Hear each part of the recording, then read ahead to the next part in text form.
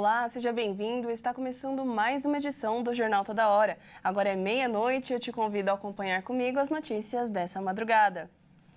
O Exército da Colômbia informou que 2 soldados ficaram gravemente feridos após um grupo de civis jogar gasolina e atear fogo neles durante uma operação antidrogas no sudeste do país. O incidente ocorreu enquanto tropas do Exército realizavam uma missão para destruir um laboratório de pasta base de cocaína no município rural de Putumayo, departamento que faz fronteira com o Equador. Um grupo de civis tentou impedir a operação, abrindo fogo contra os soldados. Um oficial e um soldado sofreram queimaduras graves e estão sendo tratados em um hospital.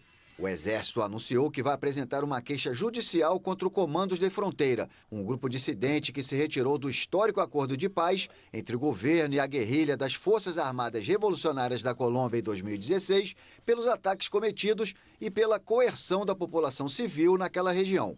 Este grupo dissidente, que opera na Colômbia e no Equador, está negociando a paz com o governo do presidente colombiano Gustavo Petro, mas sem nenhum progresso significativo. De acordo com as autoridades equatorianas, a facção foi responsável pela morte de 11 soldados em um ataque com fuzis e granadas durante uma operação contra a mineração ilegal. Ataques de civis contra militares em áreas remotas controladas pela guerrilha são cada vez mais frequentes na Colômbia, que vive a pior crise de segurança da última década, devido à violência de grupos criminosos que lucram com o tráfico de drogas, extorsão e mineração ilegal. E Portugal decretou luto oficial no país após um acidente com o elevador histórico da Glória. O descarrilamento no coração turístico da cidade de Lisboa deixou 17 mortos e 21 pessoas ficaram feridas, entre elas um brasileiro. Os números foram informados por um responsável dos serviços de emergência. De acordo com o funcionário, todas as vítimas foram retiradas dos escombros do acidente, acrescentando que entre as pessoas afetadas havia estrangeiros, embora não tenha podido precisar sua nacionalidade. Muitas dessas vítimas que estão em estado grave estão nos hospitais. Vou depois encaminhar também para os hospitais onde elas estão, mas sobretudo neste momento Lisboa está de luto. Eu acho que todos os lisboetas estamos de luto. Isto é uma tragédia que nunca tinha acontecido na nossa cidade. O presidente português Marcelo Rebelo de Sousa e o primeiro-ministro Luís Montenegro, através de seu gabinete, lamentaram a tragédia. O acidente, cujos detalhes ainda não são conhecidos, ocorreu perto da Avenida da Liberdade, quando o vagão do famoso elevador da Glória, que conecta a Praça do Rócio ao Bairro Alto e ao Príncipe Real, descarrilou. O funicular, um dos 3 emblemáticos de Lisboa, tem capacidade para cerca de 40 passageiros e é um meio de transporte muito apreciado pelos numerosos turistas que visitam a capital portuguesa. Uma testemunha do acidente declarou ao canal SIC que havia visto o veículo descer a toda velocidade a íngreme ladeira pela qual circula diariamente, antes de colidir com um edifício. Uma pintura barroca roubada pelos nazistas durante a Segunda Guerra foi encontrada na Argentina, após 80 anos desaparecida. O quadro estava pendurado em uma casa ligada à família de um ex-dirigente das Forças Armadas. Esta pintura barroca, roubada de um colecionador judeu na Holanda pelo regime nazista, foi encontrada na Argentina.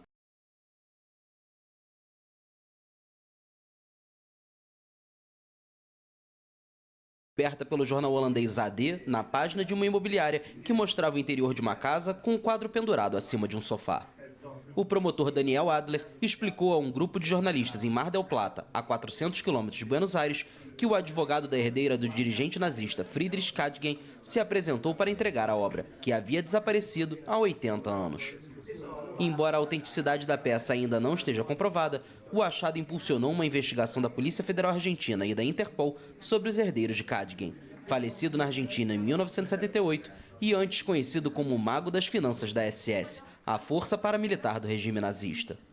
De acordo com o jornal argentino La Nación, a filha de Kadigin, Patrícia, e seu marido admitiram em um documento judicial que são os atuais possuidores da obra de arte e a reivindicaram como parte de seu patrimônio, argumentando que qualquer ação relativa ao quadro já estaria prescrita. Ambos cumprem prisão domiciliar de 72 horas após várias buscas em que as autoridades não haviam conseguido localizar a pintura. A obra, datada de 1710, tem valor estimado em cerca de $50 mil, mais de R$ 270 mil. O Tribunal de Contas do Estado de São Paulo suspendeu a contratação de policiais militares nas escolas cívico-militares do Estado. Na decisão, o tribunal reconheceu graves falhas na implantação do programa. Criado pela gestão do governador de São Paulo, Tarcísio de Freitas, do Republicanos, a determinação de suspender o programa Escola Cívico-Militar se deu pelo Tribunal de Contas do Estado. O tribunal apontou graves falhas na implantação do programa. Entre elas, o uso de verbas da educação para pagamentos de policiais militares, caracterizando desvio de finalidade, ausência de estudos prévios de impacto orçamentário e financeiro, falta de planejamento detalhado, metas e indicadores de desempenho e também afronta a Constituição e a Lei de Diretrizes e Bases da Educação. A medida atende o pedido feito por deputados do PSOL. Em agosto, o Tribunal de Justiça de São Paulo derrubou a decisão que suspendia temporariamente a contratação de policiais militares para trabalhar em escolas cívico-militares. Com isso, o governo de São Paulo retomou o processo seletivo de monitores e monitores-chefes, que farão parte do programa em 100 escolas da rede. Já com a decisão atual, o TCE suspendeu imediatamente a execução do programa e só poderá ser retomado se o governo estadual entrar em conforme com várias medidas solicitadas pelo TCE de São Paulo. Essa edição do Jornal Toda Hora fica por aqui. Acompanhe nosso canal no YouTube, onde você pode conferir todos os nossos jornais e se manter bem informado. Nos veremos novamente às 1h35 com mais notícias. Até logo!